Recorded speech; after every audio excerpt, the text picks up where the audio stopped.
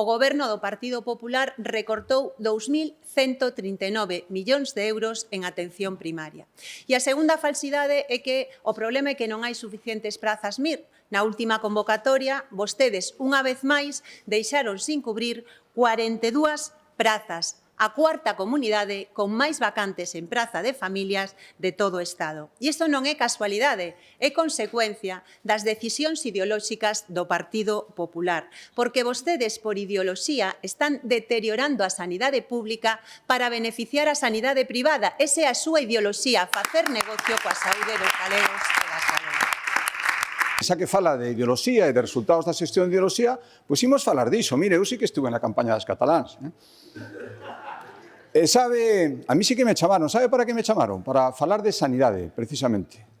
Detrás dunha parcela na que o nacionalismo e o independentismo levaba 15 anos prometendo que iba a facer un hospital. E, por suposto, non o facía ano tras ano. Vostedes se imagina que nos fixéramos eso? Afortunadamente, non o facemos, nin de broma. O que decimos que se vai construir, se construye. Vostede o sabe de sobra, por eso nunca dirá nada diso. Sí, por suposto. Pero a mí me chamaron para iso, para falar da boa imaxe en xeral que se ten da sanidade pública aí fora.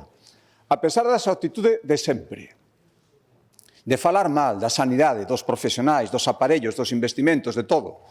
Vostedes sempre son os de que todo está mal. Dá igual que os resultados sexan ao contrario. Dá igual que os seus socios, os que vostedes amparan, os que teñen unha ideoloxía coincidente coa súa e, por tanto, tamén os resultados da xestión, que eso sí que é un auténtico desastre, que se acaba de ver nas urnas o que opinaba a xente cando se pediu a súa opinión.